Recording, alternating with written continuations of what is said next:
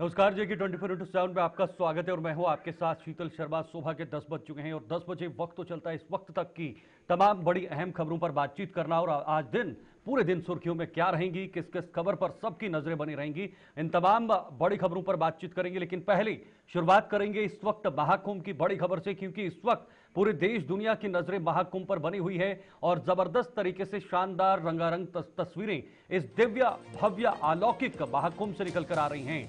महाकुंभ में श्रद्धालुओं के पहुंचने का सिलसिला लगातार जारी है। विभिन्न देशों के अंतर्राष्ट्रीय दल भी प्रयागराज में पहुंचे हैं, यानी महाकुंभ में पहुंचे।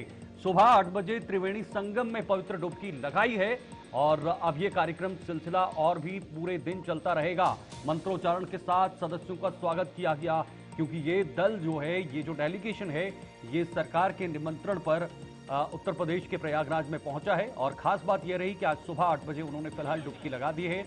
संगम में ये डुबकी लगाई है, ये पवित्र डुबकी मानी जा रही है और अभी भी ये पूरे दिन का कार्यक्रम जो है वो चलना है। तो बहुत खास बात है कि अंतर्राष्ट्रीय पटल पर इस महाकुंभ को अपने जो संस्कृति है या जो हमारी ट्रेडिशन है उसको कहीं ना कहीं प्रदर्शित करने का एक बेहतरीन सुनहरा मौका है और उस मौके को सरकार बिल्कुल भी गंवाना नहीं चाहती है। कुछ तस्वीरें हैं महाकुंभ के स्थल की, जहां पर यह महाकुंभ है।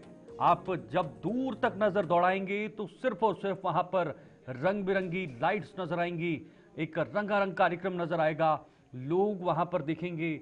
और ये देखिए, डेलीगेशन जब पहुंचा था तो उनका कैसे स्वागत किया गया, यानी जो विदेशों के डेलीगेशन है, विदेशों से आए हुए लोग हैं, वो भारत में आकर इस संस्कृति को और यहाँ पर पवित्र जो भूमि है, देवभूमि है, देवताओं का वास है, संस्कृति का एक निर्माण है, और उसको कैसे यहाँ पर जो ये लोग हैं वो भुनाने की कोशिश कर रहे हैं, मौका नहीं छोड़ रहे हैं। और ये सिलसिला इसी तरह से चलता रहेगा।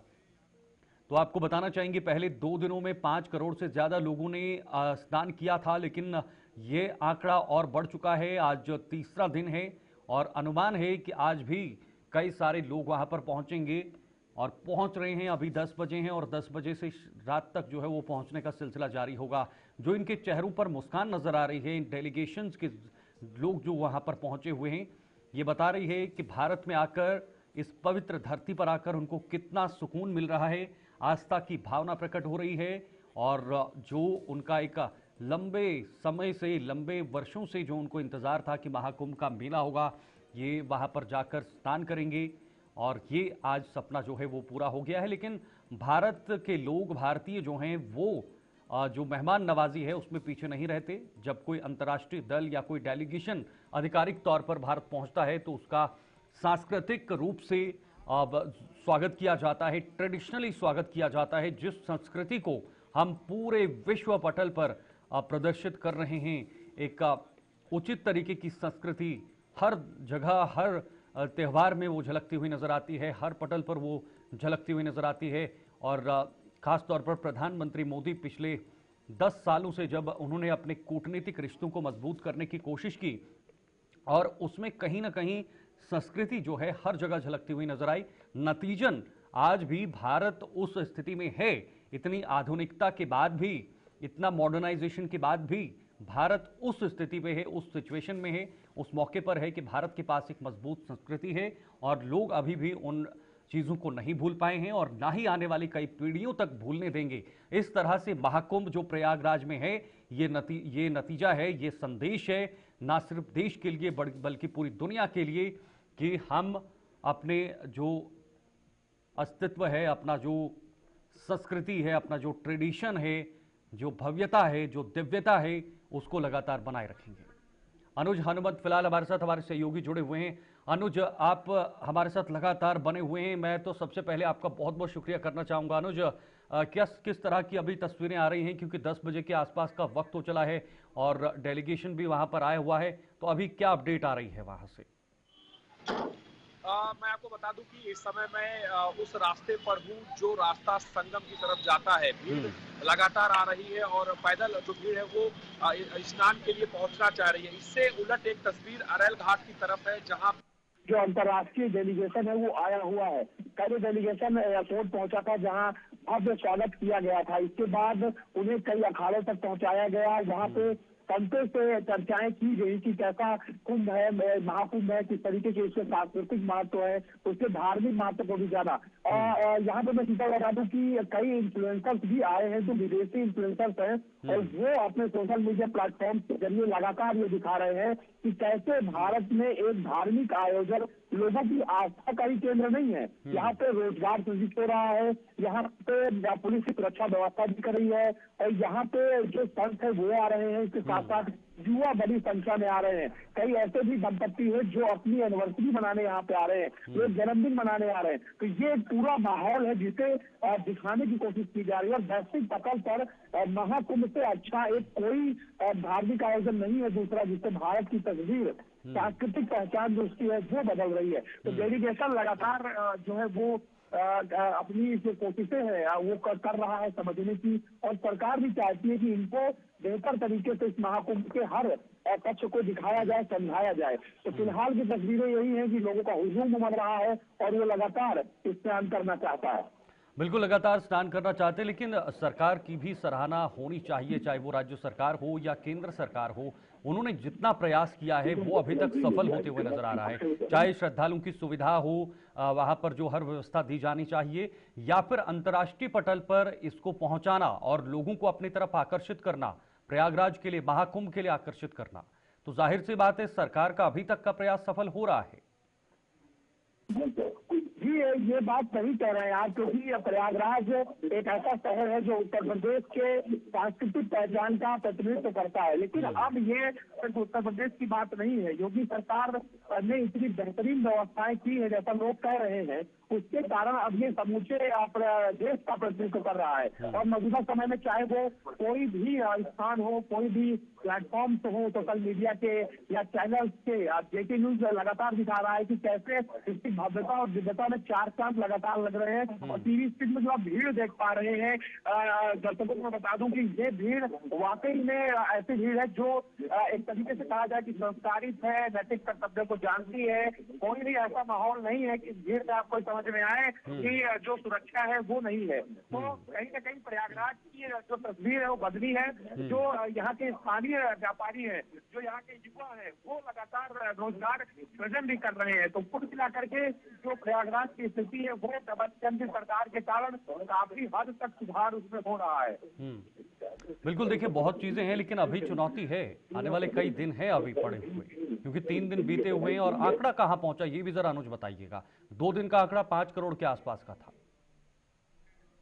बिल्कुल सही कह रहे हैं, अभी तो शुरुआत हुई है और ये महाकुंभ अभी कई दिनों तक चलेगा। यहाँ पे जो सरकारी आंकड़ा है वो 6 करोड़ को पार कर गया है। यानी कि जब से महाकुंभ शुरू हुआ है, पहले पौष पूर्णिमा के स्नान के बाद से अब तक 6 करोड़ लोगों ने महाकुंभ में आस्था की डुबकी लगाई है। और शीतल मैं बता दूं कि ये स्थिति इसलिए भी और बेहतरीन मानी जा रही है क्योंकि योगी सरकार ने कल बैठक करके लखनऊ में ये हिदायत दी है अपने अधिकारियों को कि मौनी अमावस्या का जो स्नान आने वाला है, जो कि महा स्नान कहा जाता है, जिस स्नान पर 8 से 10 करोड़ लोगों के आने की उम्मीद है। तो सरकार ये जान रही है कि जब वो कह रही थी कि 50 लाख या 1 करोड़ लोग आएंगे तो 1.5 से 2 करोड़ आ गए। जब उन्होंने कहा कि जो यहाँ के श्रद्धालु है वो 2 से 3 करोड़ आ सकते हैं तो 3.5 करोड़ आ गए। तो सरकार को पता है कि उम्मीद से ज्यादा श्रद्धालु आ रहे हैं। सरकार को ये चीजें अनुमानित है। 24/7 बिजली व्यवस्था दी जाए, पानी व्यवस्था दी जाए और सुरक्षा की व्यवस्था को नियत किया जाए।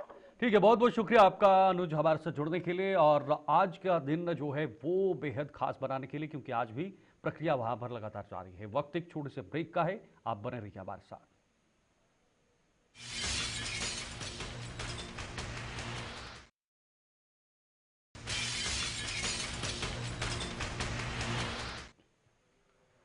चलिए, ब्रेक के बाद एक बार फिर से आप सभी का बहुत बहुत स्वागत है। ब्रेक से पहले हमने देखा कि किस तरह से महाकुंभ में जो लोग हैं वो पहुंच रहे हैं। श्रद्धालुओं के आने का सिलसिला लगातार जारी है और लोगों में जबरदस्त उत्साह भी नजर आ रहा है।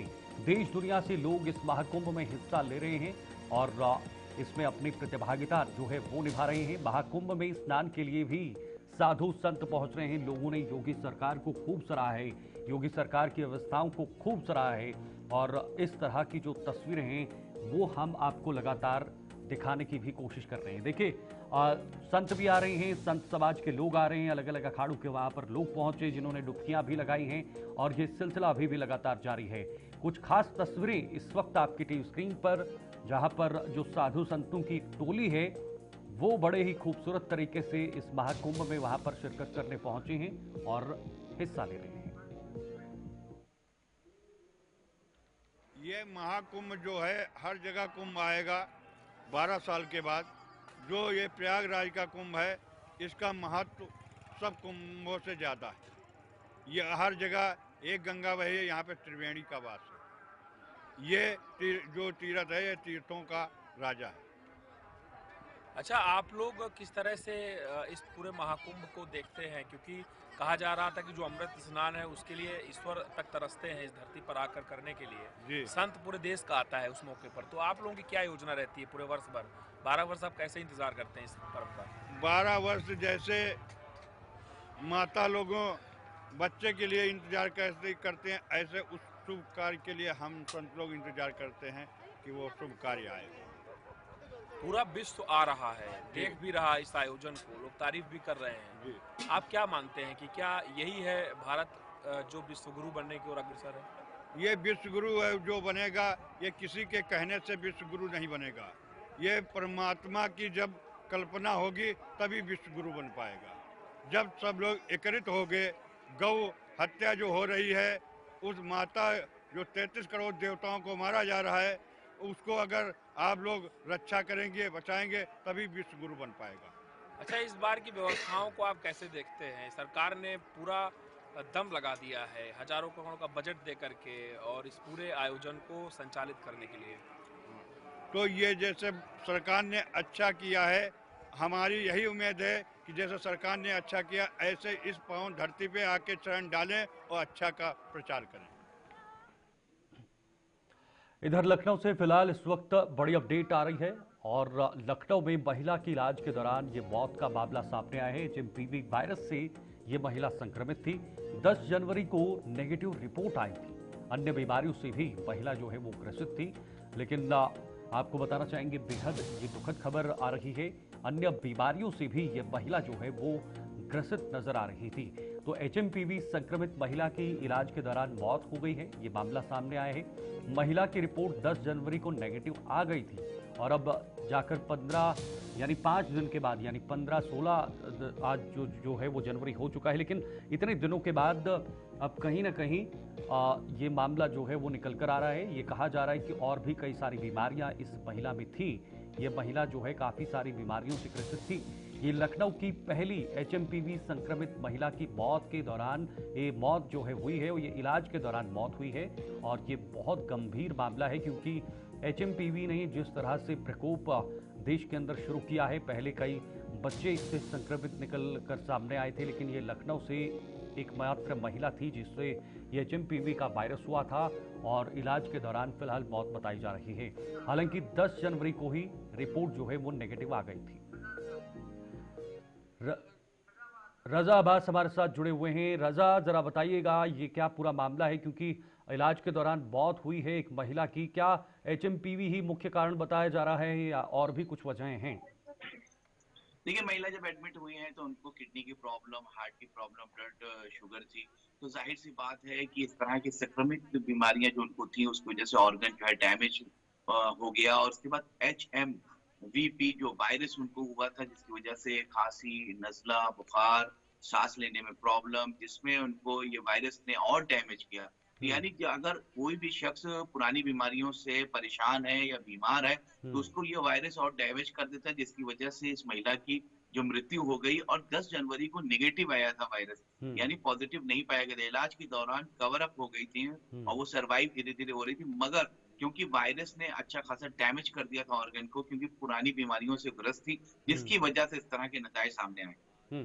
बिल्कुल रजा, एक गंभीर चिंता का विषय है क्योंकि अगर ये मामला बढ़ जाता है तो जाहिर सी बात है आसपास के लोगों तक पहुंचेगा या आसपास की जगहों तक। तो इसके लिए क्या इंतजाम किए गए हैं खास तौर पर इस केस के आने के बाद? देखिए, वार्ड अलग से बना दिए गए हैं क्योंकि ये जो जिस तरह से ये वायरस है ये फैलता बहुत तेज है और लोगों से ये कहा कि मास्क लगा के कम से कम हॉस्पिटल के कैंपस में लोग आए। अगर उस तरह का वायरस भीड़ भाड़ इलाकों से बचें, थोड़ा डिस्टेंस से गुफ्तगू करें, जैसा एक कोरोना में कहा गया था। मगर उस तरह से जो डैमेजेस हैं उस तरह से तो नहीं है, मगर बहरहाल अगर कवर अप नहीं होगा, लोग थोड़ा सा परहेज नहीं करेंगे, तो जाहिर सी बात है ये कहीं ना कहीं हमारा मुल्क, हमारा देश भी इसमें चपेट में आ जाएगा। क्योंकि चाइना इसको फेस कर रहा है, श्रीलंका फेस कर रहा है, इंडोनेशिया फेस कर रहा है, भूटान फेस कर रहा है, इंडिया क्योंकि सब कॉन्टिनेंट के बिल्कुल करीब है चाइना के, तो जाहिर सी बात इंडिया पे भी इसका बहुत तगड़ा इम्पैक्ट है। पौंडीचेरी में मरीज पाए जा रहे हैं, सबसे ज्यादा गुजरात में 4 मरीज पाए गए हैं, जिसमें 2 डेंजरस जोन में है। लखनऊ में ये पहली मृत्यु, यानी उत्तर प्रदेश की पहली मृत्यु है, ये डेड हुई है, जो पहली महिला है जिनकी डेथ हुई है। इससे पहले उत्तर प्रदेश में इस तरह से संक्रमण रोगी नहीं पाए गए हैं। मगर एयरपोर्ट पे हाई अलर्ट हो गया है, कोई भी विजिटर्स बाहर से अगर आ रहा है तो उसका टेम्परेचर चेक हो रहा है। तो जो भी चीजें हैं, जो एक प्रिकॉशन लिया जाता है सरकार की तरफ से, एयरपोर्ट अथॉरिटी की तरफ से, फॉरेन पॉलिसी जो होती है उसको फॉलो अप किया जा रहा है। जाहिर सी बात है लखनऊ थोड़ा सा चिंता का विषय बना हुआ है। ऐसे बुजुर्ग, ऐसे ओल्ड एज के लोग जो गंभीर बीमारियों से ग्रस्त हैं, अगर उनको ये जो वायरस हो गया तो कहीं ना कहीं मुश्किलात खड़ा कर सकते हैं। बिल्कुल। रजा, ये बताइएगा, इस महिला की मौत के बाद क्या कोई आधिकारिक तौर पर स्वास्थ्य विभाग से कोई बयान सामने आए हैं या कोई भी गाइडलाइन वहां पर जारी की गई है आसपास के इलाकों में? देखिए, परसों हमारी सीएमओ से बात हुई थी लखनऊ की, उन्होंने तो खासतौर पर मास्क पे ज्यादा अटेंशन देने की जरूरत की है और खासतौर पर ये कहा कि हॉस्पिटल कोई आए।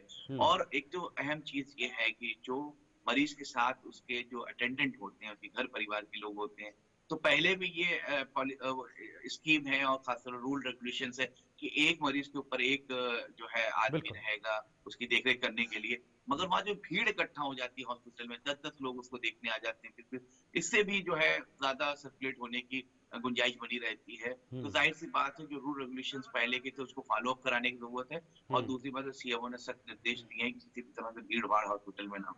ठीक है, बहुत बहुत शुक्रिया आपका रजा, ये जानकारी साझा करने के लिए। ये बहुत बड़ा मामला धीरे धीरे बनता जा रहा है। हालांकि ये महिला की मौत का मामला जो आया है, इसमें बताया जा रहा है कि महिला काफ़ी सारी बीमारियों से ग्रसित है, लेकिन उसके बाद भी जब HMPV वायरस लग जाता है तो वो और भी घातक साबित हो सकता है। फिलहाल वक्त एक और छोटे से ब्रेक का है, आप बने रहिए हमारे साथ।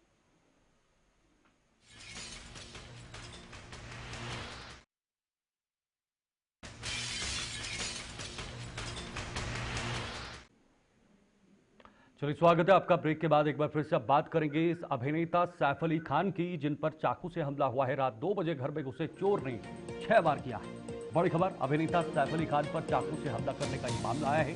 रात 2 बजे घर में घुसे चोर ने 6 बार किए हैं। सैफ अली खान लीलावती अस्पताल में भर्ती हैं। इलाज के लिए उन्हें अस्पताल में भर्ती कराया गया है। मामले में पुलिस ने जांच भी शुरू कर दी है, लेकिन सवाल कई छोड़ दिए हैं कि आखिर अभिनेता सैफ अली खान पर किसने हमला किया और या आखिर किस वजहों से हमला हुआ है। हालांकि अभी तक जो जानकारी आ रही है उसमें यह बताया जा रहा है कि कोई चोर जो है वो उनके मुंबई में घर पे घुसा, चोरी करने के इरादे से वहां पर घुसा और उसके बाद सैफ अली खान पर उसने हमला किया है। सैफ अली खान मुंबई के लीलावती अस्पताल में फिलहाल भर्ती हैं, उनका ऑपरेशन चल रहा है। और जो सूत्र कह रहे हैं, जो आधिकारिक सूत्रों से खबर आ रही है, उसमें यह बताया जा रहा है कि शरीर पर चाकू से 6 बार किए गए हैं। सैफ की गर्दन और रीढ़ की हड्डी के पास गंभीर चोटें हैं। सैफ अली खान पर हमला हुआ है। बॉलीवुड एक्टर सैफ अली खान पर अटैक हुआ है, ये इस वक्त बड़ी खबर है। चोर ने अभिनेता के घर पर घुसकर हमला किया है। रात के 2 बजे धारदार हथियार से ये हमला करने का मामला सामने आया है। सैफ अली खान के शरीर पर 6 बार वार किया गया है। देखिए, 6 बार। मुंबई के लीलावती अस्पताल में फिलहाल उन्हें भर्ती कराया गया है। वहां पर वो भर्ती हैं और उनका इलाज फिलहाल चल रहा है। फिलहाल मुंबई पुलिस मामले की जांच में जुटी हुई है और लगातार जांच कर रही है कि आखिर ये कैसे हुआ। हमले के बाद से फैंस ही नहीं, सेलेब्स भी शॉक नजर आ रहे हैं, यानी सेलिब्रिटीज भी शॉक्ड हैं। परिवार की तरफ से अभी रिएक्शन नहीं आया है। दोनों परिवारों की तरफ से फैंस जल्द सेहतमंद होने की दुआ कर रहे हैं। कह रहे हैं कि जल्द से जल्द सैफ अली खान जो है वो सेहतमंद हो जाएं। वर्क फ्रंट पर सैफ अपने करियर के पीक पर है, वर्क फ्रंट पे। और ये इस वक्त की बड़ी अपडेट, अभिनेता सैफ अली खान पर हमले का ये पूरा मामला। रात को ये हमला हुआ है और इस पूरे मामले में पुलिस ने फिलहाल इस मामले को संज्ञान में ले लिया है। इरशाद अहमद हमारे सहयोगी मुंबई से हमारे साथ जुड़े हुए हैं। इरशाद, क्या पूरी जानकारी है और अभी क्या सिचुएशंस है वहां पर सैफ अली खान के? देखिए, रात में जो 2:30 बजे के करीब ये हमला हुआ है।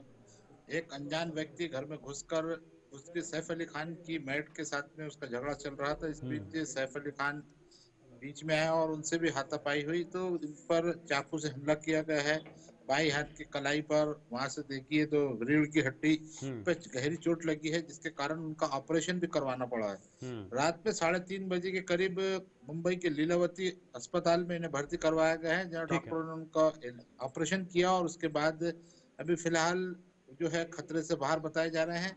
फिलहाल एक जो घटना घटी है, एक सैफ अली खान का बांद्रा स्थित जो निवास है तो एक पॉश इलाके में है और सुरक्षा के कड़े इंतजाम भी वहाँ है। उसके बाद भी ये घटना होना एक बहुत ही अजीब सा यहाँ लग बिल्कुल रहा है। इरशाद, और देखिए फिलहाल बहुत अभी बड़ा सवाल खड़े कर रही है कि आखिर वो चोर चोरी के इरादे से अंदर घुसा तो घुसा कैसे, और क्या वहां पर इतनी सुरक्षा नहीं थी कि एक चोर वहां पर अंदर घुस आया? देखिए, खासतौर से अभी पुलिस उसी की जांच कर रही है कि सीसीटीवी कैमरे, आसपास के सीसीटीवी कैमरे, उनके घर के सीसीटीवी कैमरे की छानबीन चल रही है रात से। और खास बात, पुलिस जो है पूरी तह तक इस पे जाने की कोशिश कर रही थी। सैफ अली खान के घर से 3 जो वर्कर थे, कर्मचारी थे, उन्हें भी अरेस्ट किया गया है। उनको खासतौर से उनसे पूछताछ की जा रही है। अब देखना यह है कि जो अनजान व्यक्ति था, चोर था या और इसकी क्या मंशा थी, ये अभी तो जाहिर नहीं हुआ है, क्योंकि पुलिस उसकी पूरी जांच में लगी हुई है। ये बड़ी घटना देखी जा रही है, खासतौर से एक पॉश इलाके में इतनी सुरक्षित होने के बाद भी ऐसा हमला होना बिल्कुल और ऐसे बहुत चोर बड़े सवाल हैं। घर में लेकिन घुसना। इरशाद, क्या परिवार की तरफ से कोई रिएक्शन सामने आया है? किसी ने कुछ कहा है, चाहे वो सोशल मीडिया के माध्यम से या मीडिया के सामने आके, चाहे वो कपूर परिवार हो या फिर सैफ अली खान का कोई परिवार का हिस्सा हो? भी कोई सामने नहीं आया। खासतौर से उनकी टीम जो है, उन्होंने भी एक स्टेटमेंट जारी किया था।